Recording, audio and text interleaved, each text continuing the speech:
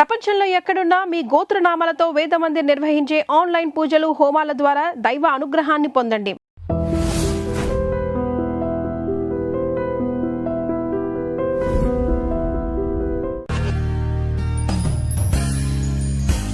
అంటే అది నిలబెట్టుకునే మనుషులు కదా రాజకీయాల్లో ఉండాలి. మన ఇంటర్వ్యూ మొదలు పెడతాం. పాడమంటారా? ఇప్పుడు సరదాగా పాడుకునే రోజులన్నీ పోయినాయి. ఇప్పుడంతా కొట్లాడే రోజులు దగ్గర ఉంది. ఇప్పుడు పర్టికులర్గా ఆ బుట్ట అలా పెట్టడానికి కారణం ఏదైనా ఉందా అండి? మీ నాన్నగారు అంటే మీకు చాలా ఇష్టమని షూటింగ్ టైంలో ఉన్నప్పుడు నాన్నగారు కాలం చేశారని.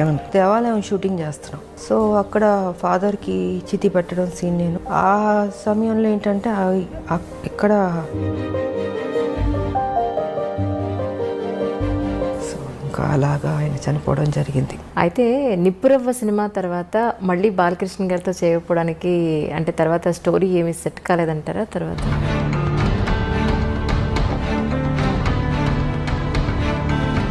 ఏం ఉండదు, ఉన్నంతసేపే నాది అది ఇది అనుకుంటాం. చనిపోయిన నెక్స్ట్ మూమెంట్ ఎప్పుడు బాడీ తీసేస్తారు అనుకుంటారు. ఒకటి తీసుకెళ్ళేది ఒక మంచి పేరు ఒకటే తీసుకెళ్తాం. ఎన్నాళ్ళ రాజకీయ జీవితం చూసిన తర్వాత ఇక్కడ మీరు నేర్చుకునే లెసన్ అంటే ఏం చెప్తారు? పాలిటిక్సే ఉంటుంది. క్రిమినల్గా ఉండే పాలిటిక్స్ చేయక్కర్లేదమ్మా. ఇప్పుడు కేసీఆర్ బొర్ర అయితే మాకొద్దు, ఎవడో కోరుకోడు. సూర్యకాంతం గారి క్యారెక్టర్ చూసి అమ్మో సూర్యకాంతం గారు అని భయపడేవాళ్ళం. కానీ నిజంగా వాడు చాలా మంచివాడు తెలుసా మీకు. మీకు తెలుసుండి ఒక అమ్మాయికి ఎక్కడైనా అన్యాయం జరిగింది అని అంటే మాత్రం అది ఆ మధ్యన ఒక 3 months బేబీ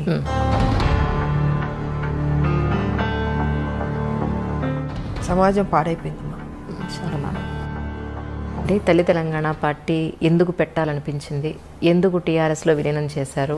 కొంతమంది నాయకుల వల్ల, నేను పేరు చెప్పుకోదలుచుకోలేదు, వాళ్ళు ముఖ్యమంత్రులు కూడా కావచ్చు ఆ రోజుకి. సో వాళ్ళు ఏంటంటే ఈ తెలంగాణ రావడం వాళ్ళకి ఇష్టం లేదు.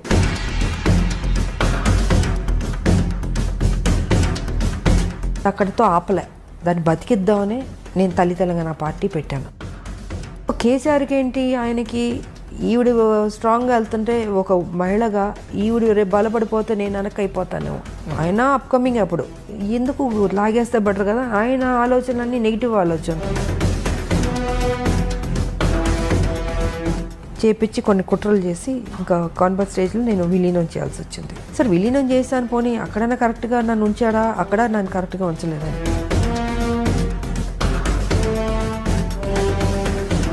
కాంగ్రెస్ ఇస్తున్నాం అని అనౌన్స్ చేసింది. అనౌన్స్ చేసిన నైటే నన్ను సస్పెండ్ చేస్తారు. ఇంకా హౌస్ స్టార్ట్ అయిపోయింది, స్పీకర్ ఆవిడ వచ్చారు, ముందుకు వెళ్ళాను, వెల్ దగ్గరకు వెళ్ళి బిల్లు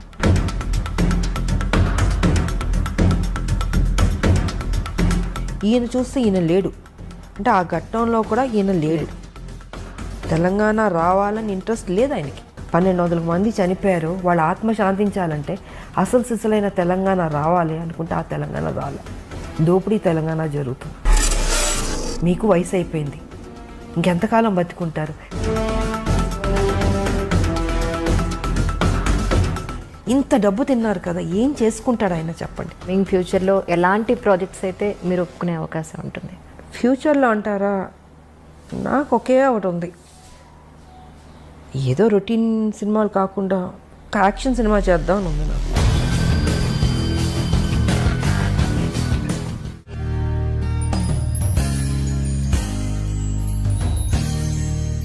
అందరికీ నమస్కారం అండి. ఈరోజు నిజంగా నా గెస్ట్ గురించి ఒక్క మాటలో నేను చెప్పలేను, కానీ ఒక చిన్న మాట చెప్పాలి. ఒక చిన్న పరిచయం, ఏదో ఒక ప్లేస్లో ఒక చిన్న పరిచయం. నిజంగా ఆ గెస్ట్కి నేను ఎప్పటికీ రుణపడి ఉన్నాను. ముందైతే గెస్ట్కి వెల్కమ్ చెప్పేద్దాం. మ్యామ్ నమస్కారం. మిమ్మల్ని ఇలా కలవడం చాలా సంతోషంగా ఉంది. ఇంకోటి ఏంటంటే ఐ డ్రీమ్లో మీరు మొట్టమొదటిసారిగా మాకు ఇచ్చే first interview. I'm really so excited. మీకు చాలా రుణపడి ఉన్నాను. ఎలా అంటే చాలామంది నాతో అన్నారు, విజయశాంతి గారి దగ్గరికి ఏ ఒక్క లేడీ వచ్చినా సరే ఆవిడ ఒక్కసారి మాట ఇస్తే మాట తప్పరు అని. అందరు ఇలాగ చెప్తారులే అనుకున్నాను. నాదొక చాలా చిన్న పరిచయం. యాక్చువల్లీ నేను మీకు గుర్తున్నాను అనుకున్నాను. సరిలేరు నీకెవరు షూటింగ్ అప్పుడు కలిసాం, మీరు నన్ను అడిగారు.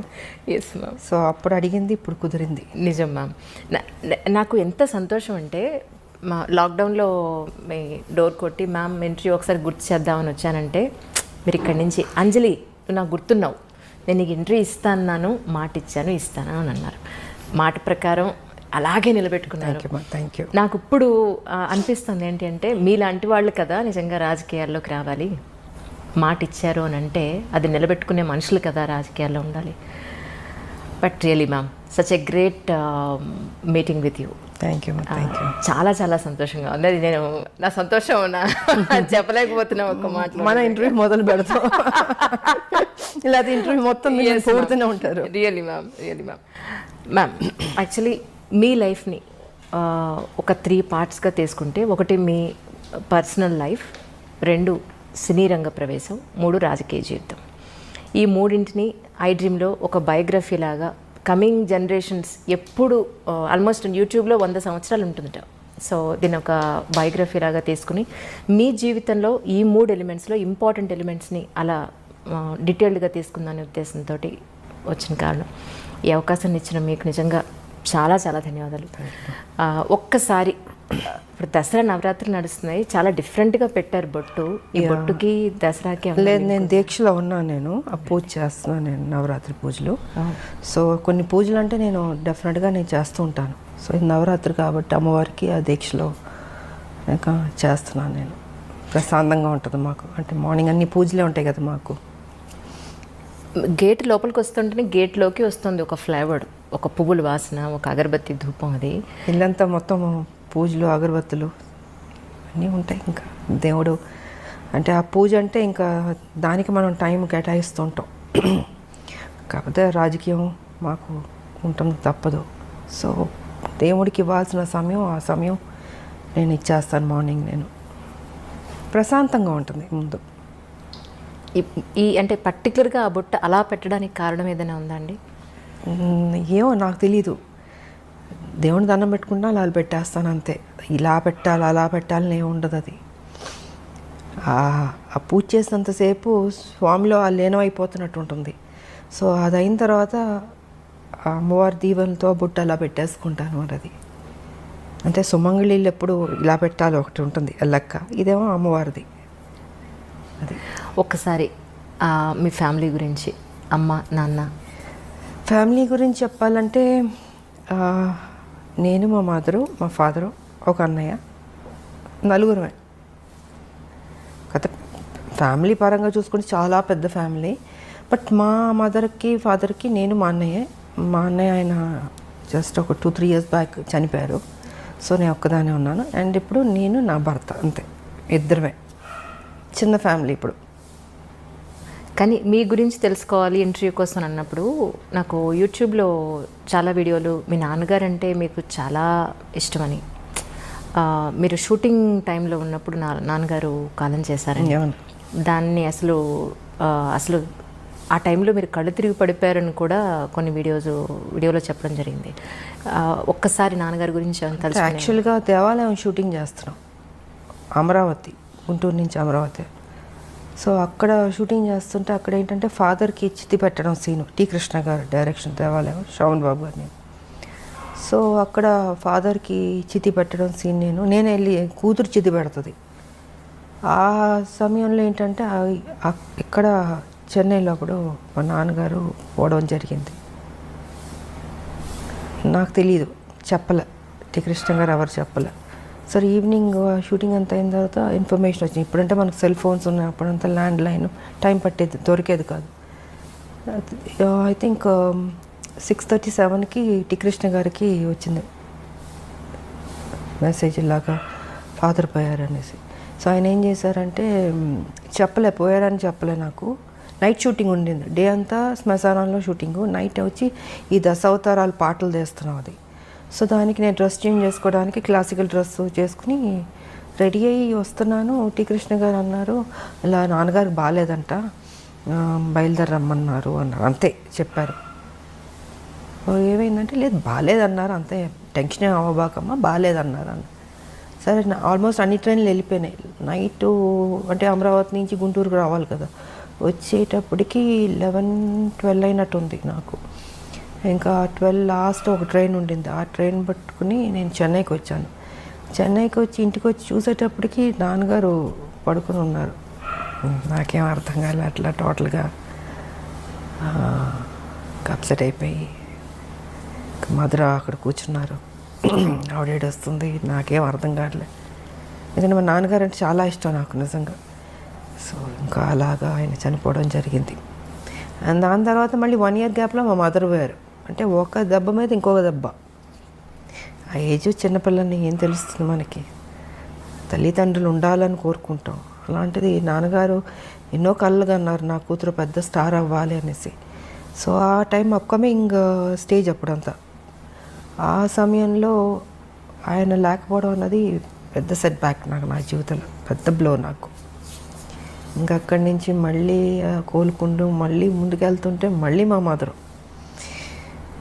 ఇంకా ఇది జీవితం అనుకుని ఇంకా అన్నీ నేనే భుజాన్ని వేసుకొని దిగమింగుకొని బాధ్యత తీసుకొని ఇంకా పనే నాకు సర్వస్వం అనుకుని ముందుకెళ్ళడం జరిగింది.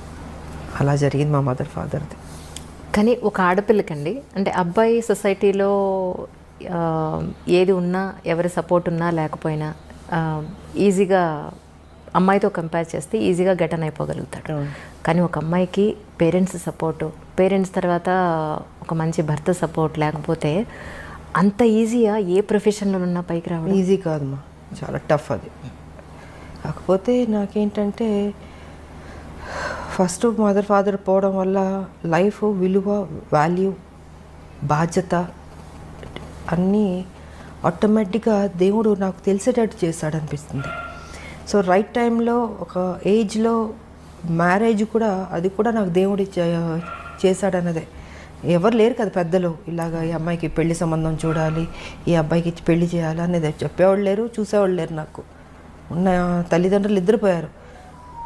నాకు తెలియకుండా నా లైఫ్లో నా భర్త ఆయన రావడం, కలవడం, అనుకోవడం, పెళ్లి చేసేసుకో, ఆల్ ఆఫ్ సడన్ అన్నీ 6 to 7 monthsలో జరిగిపోయినాయి. సో రైట్ టైంలో రైట్ డెసిషన్ అంటారు చూసారా, అలాగా రైట్ టైంలో దేవుడు ఆయనే నాకు, అంటే ముక్కోడి దేవతలు పెళ్లి చేస్తారన్నట్టు ముక్కోడి దేవతలు దీవించినట్టు ఉండింది నాకు మంచి భర్త ఇచ్చి. రైట్ టైంలో ఒక సపోర్ట్ ఉండాలి అన్నది జరిగింది. సో లైఫ్ ఇదైంది. బట్ ఆడపిల్లలకి ఎప్పుడూ తల్లిదండ్రులు ఉండాలమ్మా. కొంతమందికి స్మూత్గా వెళ్తుంది, కొంతమందికి టఫ్గా ఉంటుంది.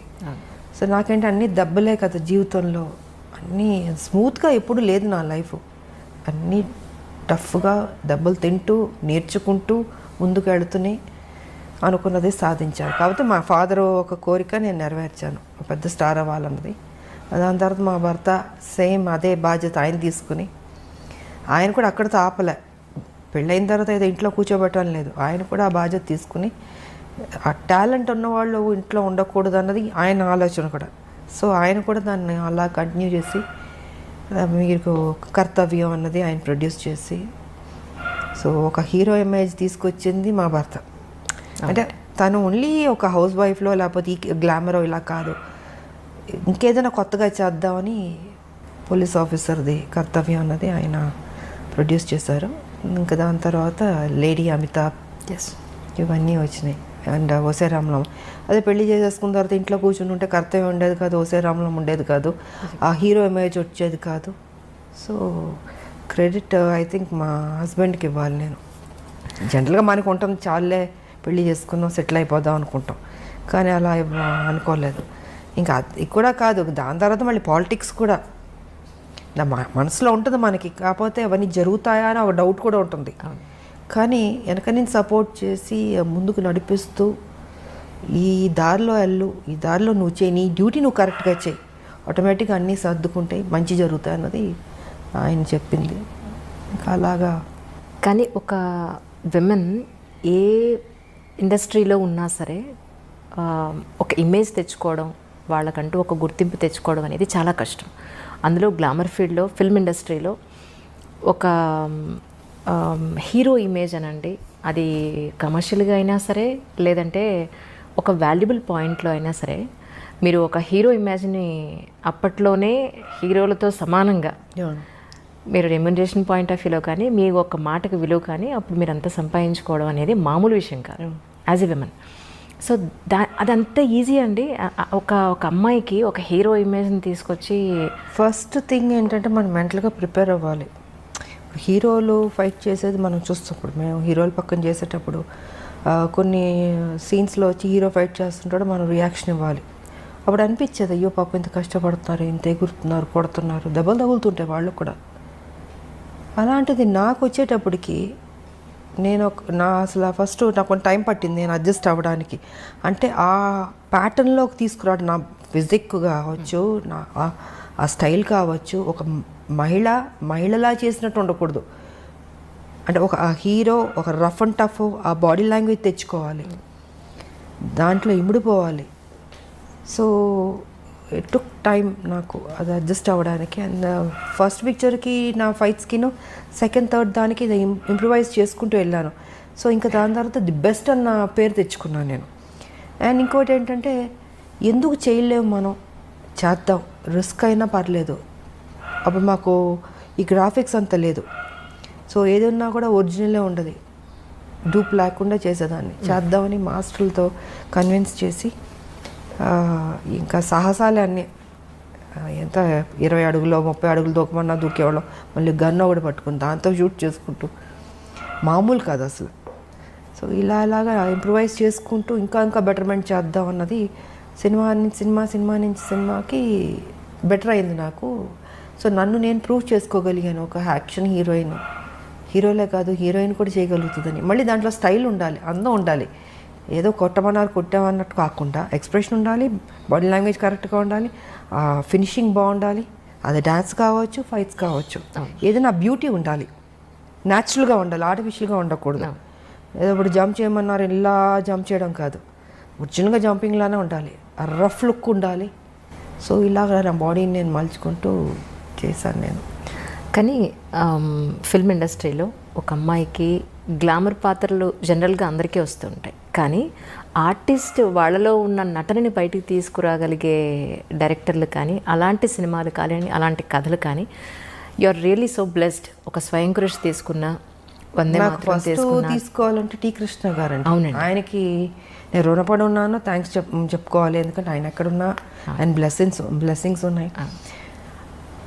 తనలో ఒక నటన ఉందన్నది నేటి భారతంలో తీసుకొచ్చాడు బయటికి. తీసుకొచ్చి నాకు రావాల్సిన పేరు అద్భుతంగా వచ్చింది. విజయశాంతి ఓన్లీ గ్లామర్ కాదు, తను నటించగలుగుతుందని ఆ క్రెడిట్ కృష్ణ గారికి వెళ్తుంది. ఆయన ఏం చేశారు, అక్కడితో కాకుండా ఆయన అన్ని సినిమాల్లో విజయశాంతినే ఉంచాలి.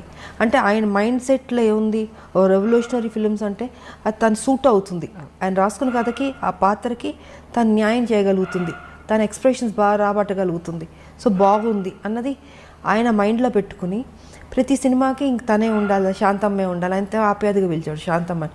సో ఆయన ప్రతి సినిమాలకు పెట్టేవారు. నేను ఒక స్టేజ్లో అన్న అని పిలిచేదా, అన్న మీకు బోర్ కొట్టదా, అన్ని సినిమాల్లో నేనే పెడతాను, ఇంకొక హీరోయిన్ పెట్టండి అన్న.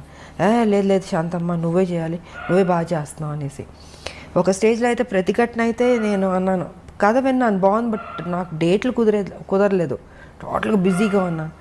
అప్పుడు అన్నాను, అన్న కుదరట్లేదు అంటే, నువ్వు చెయ్యాలి, ఇది నువ్వు చేయకపోతే నేను చెయ్యను, భీష్మించి కూర్చున్నాడు ఆయన. ఇంకా ఏంటంటే ఆఖరికి అందరు ప్రొడ్యూసర్ని రిక్వెస్ట్ చేసి 1 నెల నాకు ఇవ్వండి అని 1 మంతే నాకు వెళ్ళాను. వైజాగ్ వెళ్ళి కంప్లీట్ చేసుకుని వచ్చేసాను. సో అంటే నేను చేయలేను అనుకున్నది దేవుడు కూడా అక్కడ కూడా నువ్వే చేయాలన్నట్టు చేయించాడు. అదొక మలుపు. మళ్ళీ సూపర్ స్టార్ అన్నది ప్రతిఘటనతో స్టార్ట్ అయింది నాకు ఆ టైటిల్. కానీ అప్పట్లో ప్రతిఘటన అంటే ఒక రెవల్యూషన్ తీసుకొచ్చి, అసలు యాక్చువల్గా చాలా చిన్నమ్మాయి నేను. ఎగ్జాక్ట్లీ. అందరూ ఏమన్నారంటే అదేంటి కృష్ణ మరీ చిన్నపిల్లతో యాక్ట్ చేపిస్తున్నావు, ఒక లెక్చర్ క్యారెక్టర్ అంటే ఒక 30 ఏళ్ళు 40 ఏళ్ళు ఊహించుకుంటారు, బట్ ఆల్మోస్ట్ చాలా యంగ్ నేను అంటే అందరూ క్రిటిసైజ్ చేశారు. అదేంటది ఆవిడ మరీ చిన్నపిల్ల ఉంది, చేయగలుగుతుందా, చేయలేదు, తప్పు చేస్తున్నావు, డెసిషన్ రాంగ్ అవుతుంది అని కృష్ణ గారితో. అంటే నాకు తెలుసు ఏం చేయించాలని కొంచెం గెటప్ అంతా వేసి మూడేసి కొంచెం పెద్ద అమ్మాయిలా కనపడేటట్టు చేసి నేను కూడా ఛాలెంజ్గా తీసుకున్నాను. ఎప్పుడైతే క్రిటిసైజ్ చేశారో నువ్వు చేయలేవేమో అని, ఎందుకు చేయలేను, నన్ను ఎప్పుడైనా అలా అంటే నేను ఊరుకోలేను, ఇంక దాన్ని ఛాలెంజ్గా తీసుకుంటాను. ఇంక తీసుకుని సో కృష్ణ గారు పట్టుబట్టడం, నేను ఆ ఛాలెంజ్గా తీసుకోవడం, అది అద్భుతంగా సక్సెస్ అయింది. అది మలుపు తిరిగింది నా లైఫ్ దాంతో. మీలో నటనని బయటికి తీసుకొచ్చింది ఒక మాస్. అందరూ గ్లామర్ని చూస్తే ఆయన మాత్రం మీలో ఉన్న అంతే. ఫస్ట్ కృష్ణ గారికి క్రెడిట్ వెళ్తుంది. దాని తర్వాత మిగతా వాళ్ళందరూ మంచి డైరెక్టర్లు, గొప్ప డైరెక్టర్లు పనిచేస్తారు, బట్ డిఫరెంట్ క్యారెక్టర్స్. బట్ ఆ అమ్మాయిలో ఆ టాలెంట్ ఉన్నదని తీయాలి కదా ఎవరో ఒకళ్ళు, అది టీ కృష్ణ గారు. అవును. కానీ ఒక ఆర్టిస్ట్కి తన జీవితం మొత్తం మీద చూసుకుంటే మహా అయితే ఒక 2, 3 దొరుకుతాయేమో అలాంటి రేర్ మనిషి కరెక్ట్ కదా. కానీ మీ విషయంలో ఒక పెద్ద లిస్టే ఉందండి. నిజంగా నేను ప్రిపేర్ చేసుకున్నాను, చదవండి లిస్ట్. అసలు మామూలు కాదు. మీరు టీ కృష్ణ గారితో చేసిన సినిమా దగ్గర నుంచి టీ కృష్ణ గారితో దగ్గర మీరు 6 సినిమాలు కంటిన్యూస్గా చేశారు. అన్నింటికన్నా మించి అసలు మీరు చేసిన సినిమాలు అన్నింటిలో అద్భుతమైన ఆర్టిస్ట్ని బయట తీసుకొచ్చిన సినిమాలంటే 10ల సంఖ్యలో ఉన్నాయి. ఎవరికన్నా 3, 4 చెప్పుకోవడానికి ఉంటాయి అసలు. అలాంటిది యూఆర్ రియల్లీ బ్లెస్డ్ అండి నిజంగా. అది మా అందరూ దేవుడు ఎందుకో నా మీద కొంచెం ప్రేమ ఎక్కువైనట్టుంది, అందుకే అంత మంచి చేశాడు నాకు. మనసు మంచిది కాబట్టి మంచిగా జరుగుతుంది. నిజంగా నేను ఎప్పుడు ఎవరి గురించి చెడుగానో నాకు అనవసరం. నా పని, నా డ్యూటీ, నా ఇల్లు, అంతే. ఇదే నా ప్రపంచం అనుకున్నాను నేను. కానీ అదే ఒక అమ్మాయికి ఎక్కడన్నా మీకు తెలుసుండి ఒక అమ్మాయికి ఎక్కడన్నా అన్యాయం జరిగింది అని అంటే మాత్రం నిజంగా రాములం బయటకు వస్తుంది అనేది మొన్న అమ్మాయి విషయంలో చిన్నపిల్ల.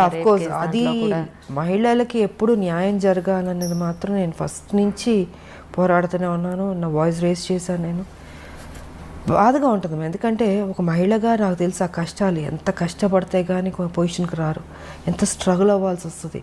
ప్రతి చోట అడ్డంకి ఉంటుంది.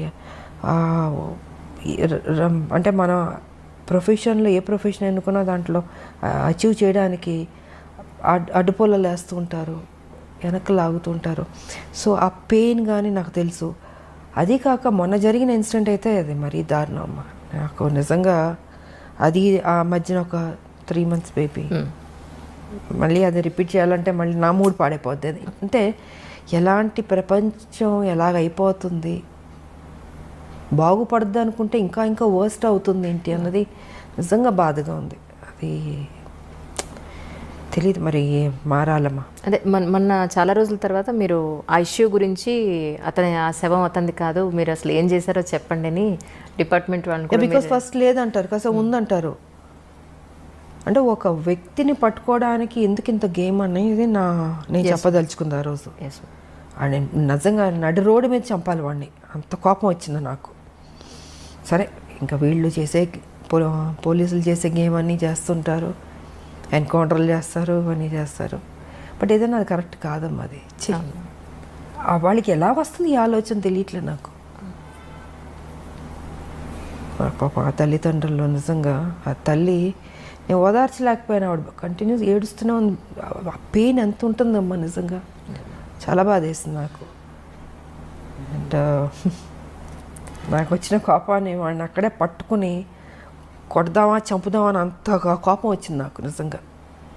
అసలు ఆ చంటి బిడ్డ ఎంత ముద్దుగా ఉంది ఆ పాప. నిజమా, వాడికి ఒక బిడ్డ ఉన్నట్టుంది. ఐ డోంట్ నో మరి ఇలా మైండ్లో ఏమైనా దెయ్యం దూరుతుందా, రాక్షసులా అని కూర్చుంటారో తెలియదు మరి. చిచి, సమాజం పాడైపోయిందమ్మా చాలా మ్యామ్. నిజం. మెయిన్ ఈ డ్రగ్స్ వల్ల వాళ్ళు ఏం చేస్తున్నారో వాళ్ళకి తెలియకపోవడం వల్ల గవర్నమెంట్ ప్రతి స్టేట్లో గవర్నమెంట్ చాలా సీరియస్గా తీసుకోవాలి ఈ విషయం మాత్రం. అంటే ఆ మత్తులో తేడా తెలియట్లేదు వాళ్ళకు కూడా. తల్లి చెల్లి బిడ్డ అన్న తేడా కూడా లేకుండా మృగంలాగా తయారైపోయారు. సో డ్రగ్స్ అనేది కంట్రోల్ చేయాలి, లేకపోతే టోటల్గా చట్టాలు ఇంకా స్ట్రాంగ్ చేయాల్సిందే. నాన్నగారు కాలం చేసిన తర్వాత మళ్ళీ టీ కృష్ణ గారు కాలం చేసినప్పుడు మీరు అంతగా కదిలిపోయారని చెప్పి విన్నాను. అసలు అంటే ఆయన సినిమాల ద్వారా మీలో ఉన్న నటీమణిని బయటకు తీసుకురావడం ఒకటే కాకుండా ఆయనతో ఉన్నంత బాండింగ్ అంటే ఏం చెప్తారు మీరు? ఒక అన్న చెల్లెల్ని ఎంత అపురూపంగా చూసుకుంటారో అలాగా ఆయన కానీ వదిన ఆవిడ కానీ ఎంతో ఆప్యాయతగా. అప్పుడు గోపీచంద్ అంతా చిన్నపిల్లలు, ఇంకొక పెద్ద బాబు ఉండేవాడు, అబ్బాయి కూడా చనిపోయాడు, పాప ఒకటి ఉంది. సో అందరూ ఒక ఫ్యామిలీలా ఉండేవాళ్ళు నిజంగా, అంత అన్యోన్యంగా. ఆయన ప్రతిదీ కేర్ తీసుకుని శాంతమ్మ ఇది చేయాలి అనేసి. అలాగన్నా ఓసారి పొరపాటు అయ్యేది, అంటే యాక్టింగ్ ఈ సీన్ సరిగా రాకపోతే ఊరుకునేవాడు కాదు, ఆయన తిట్టేవాడు. ఆయన ఈ రేపటి పౌరుల షూటింగ్లో అయితే పెద్ద సీను, కోర్టుని గుడి బయట పెట్టి లెంతీ డైలాగ్ పెట్టి చేయాలి. ఆయన అప్పటికి క్యాన్సర్తో బాధపడుతూ బెడ్ మీద పడుకొని డైరెక్షన్ చేస్తున్నారు. సో ఆ సీన్ ఏంటంటే గంటలు గంటలని చేతులు చేయాలి. నేను ఒక ప్యాటర్న్లో చేసుకుంటూ వస్తే కట్ చేసి చేతులు ఇలాగ చేయాలి కదా, ఎందుకు ఇలా ముడుచుకుని చెప్తావు డైలాగు డామ్ డూమ్ అని తిట్టేశాడు ఆయన. నాకు అర్థం కాలే, ఎప్పుడు నేను చూడలేదు ఆయన్ని అంత ఎమోషన్ అయ్యి కోపం రావడం అనేది. ఒక నిమిషం కూర్చుని పోయాను, నేను ఎక్కడ పొరపాటు చేస్తున్నాను అనుకుని చూసుకుని నాకు కొంచెం టైం అన్నాను. వెళ్ళి 5 minutes కూర్చుని ప్రిపేర్ అయ్యాను, వచ్చాను. సింగిల్ టేక్లో ఓకే చేస్తాను. అంటే ఎక్కడో పొరపాటు జరగచ్చు, అంటే ఆయన మైండ్లో ఇలాగ ఈ క్యారెక్టర్ ఇలా చేయాలి, వైల్డ్గా చేతులని చూపించి అది ఇది ఇలా చేయాలని అని ఉంది. నేను ఒక ప్యాటర్న్లో డైలాగ్ చెప్పుకుంటూ మామూలుగా చేసుకుంటూ వెళ్ళినా, అది కాదు, నాకు అది కావాలి. సీరియస్గా అరిచేసాడు మొత్తం క్రౌడ్, అందరూ జనాలు ఏనాలు. నాకు కొంచెం అప్సెట్ అయ్యాను నేను, ఇదేంట్రా ఇది ఫస్ట్ టైం. బట్ తెలుసు ఆయన హెల్త్ బాగాలేదని తెలుసు. సరే నాకు 5 minutes అని వెళ్ళి కూర్చుని మళ్ళీ నేను ఏ రకంగా చేస్తే బెటర్ అని రివైజ్ చేసుకుని వెళ్ళి చేశాను. I was happy. సో ఇలా ఉండేదమ్మా ఆయనది. అండ్ ఇంకోటి ఏంటంటే ఆయన చనిపోయినప్పుడు నేను ఊటీలో ఉన్నాను. సో ఊటీలో నాకు తెలిసింది వై హరికృష్ణ గారు ఉన్నారు అప్పుడు. కళ్యాణ తాంబూలం షూటింగ్ శోభన్ బాబు గారు నాది జరుగుతుంది. అంటే అప్పుడు తెలిసేటప్పటికి డెఫినెట్గా ఆయన నాకు ఒక గురువు, నాకు ఒక అన్న, అంత కేర్ తీసుకున్న లైఫ్ ఇచ్చిన ఒక గొప్ప వ్యక్తి. ఆయన చనిపోతే మనం ఎలా వదిలేస్తామని అక్కడి నుంచి ఊటీ నుంచి ట్రైన్ పట్టుకుని మొత్తం 2 ట్రైన్లు మారి వెళ్ళాను నేను. వెళ్ళి శ్మశానానికి వెళ్ళేటప్పటికి ఆల్మోస్ట్ అన్నీ అయిపోయినాయి. నేను రీచ్ అయ్యేటప్పటికి వదునున్నారు ఆవిడ అక్కడ. ఇంకా అప్సెట్ అయిపోయాను నేను. అంత గౌరవం నాకు ఆయన అంటే. కానీ రాజకీయాల్లోకి రావాలి అనేది మీ సొంత నిర్ణయమేనండి? రాజకీయాల్లో రావాలన్నది అయితే తెలంగాణ ఇష్యూ అన్నది మైండ్లో ఉంది. బికాజ్ ఈ రజాకార్లు, నిజాం పరిపాలన, మా తాతగారి ఫ్యామిలీ, మా పెద్ద ఫ్యామిలీ ఎలా డిస్టర్బ్ అయింది, ఎలాగా అంటే ఒక చంపడానికి వస్తున్న వాళ్ళు అరిచేతిలో పట్టుకుని చిన్నపిల్లలు. మా మదర్, ఇంకా నేను ఇప్పుడు లేదు, విజయశాంత మనిషే లేదు ఇప్పుడు. ఇంకా మా మదర్కి మ్యారేజ్ అవ్వలే, ఆవిడ యంగ్, ఆవిడ పెద్ద ఫ్యామిలీ. సో అక్కడి నుంచి చంపడానికి వస్తున్నారని మా తాత ఏం చేశారు, ఆస్తి మొత్తం ఏటూరు నగరం మొత్తం వదిలి చెన్నైకి వెళ్ళిపోయారు. ఏం చేస్తారు, ఇంకా నా కుటుంబాన్ని బతికించుకోవాలని దీంతో అందరిని తీసుకుని చెన్నైకి వెళ్ళిపోయి ఇంకా అక్కడ ఉండి, దాని తర్వాత అందరు పెద్దోళ్ళు అయ్యి ఒక కథ. ఇంకా మా పిన్ని ఆవిడ ఈ సినిమాలు, దాని తర్వాత మా మ్యారేజ్, మా మదర్కి మ్యారేజ్ అవ్వడం. ఆ తర్వాత విజయశాంతి పాత్ర ఎప్పుడో వచ్చింది, ఒక అమ్మాయి పుట్టి. అప్పుడు హైదరాబాద్లో ఉండేవారు మా మదర్ ఫాదరు, డాడీ ఇక్కడ జాబ్ చేస్తూ ఉండేవారు. సో మా మదర్ ఇక్కడ కన్సీవ్ అయింది ఆవిడ, అండ్ డెలివరీకి చెన్నైకి వెళ్ళింది అప్పుడు. సో ఇలాగా విజయశాంతి అప్పుడు బయట ప్రపంచానికి వచ్చింది. కానీ సపరేట్ తెలంగాణ అప్పుడు సో అలాగా దీంతో నాకు మా మదరు ఒక సర్టన్ టైంలో ఇలా అలా చెప్పే మామూలు కూర్చుంటాం మదర్ నేను కూర్చుని మాట్లాడుకున్నప్పుడు ఏంటంటే ఆవిడ చిన్నప్పుడు ఏం జరిగింది, రజాకార్లు, నిజాం పరిపాలన, ఇవన్నీ చెప్తూ ఎక్కడో తెలియని ఒక విత్తనం పడింది బుర్రలో. సరే ఆ సాఫ్ట్ కార్నర్ అలా వచ్చి ఒక స్టేజ్లో తెలంగాణ అన్న దీని మీద ఒక టాపిక్ వచ్చినప్పుడు ఇంకా మా హస్బెండ్ కూడా yes you have to do అన్నది. ఇంకా ఆయన నన్ను టైం వచ్చింది, ఎంటర్ ది డ్రాగన్ లాగా వార్ ఫీల్డ్లోకి దిగు అన్నది ఇంకా ఆయన చెప్పడం, మనం దిగడం మొదలుపెట్టాం. 1998 జనవరి 26 బీజేపీలో చేరడం జరిగింది.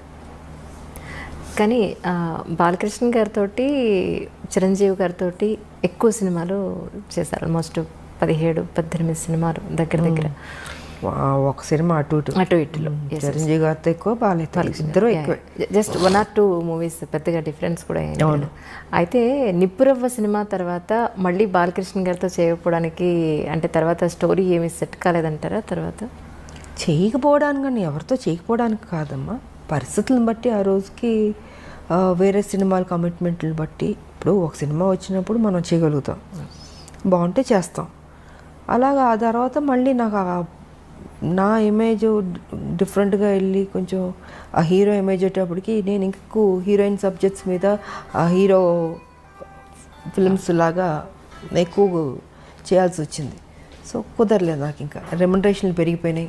ఎగ్జాక్ట్లీ. హైయెస్ట్ రెమ్యునరేషన్ తీసేసుకున్నాను.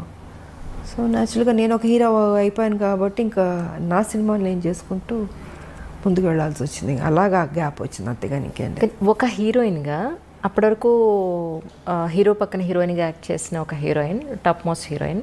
మీరు ఆల్మోస్ట్ టాప్ మోస్ట్ హీరోలు అందరితో కలిసి మీరు వర్క్ చేశారు. 60 మంది ఉంటారు అనుకుంటా, బహుశా 60 మంది హీరోలతో అనుకుంటారు. ఎగ్జాక్ట్లీ. అంటే కొత్త వాళ్ళు, చిన్నవాళ్ళు, మా అందరూ ఆల్ అండ్ ఆల్.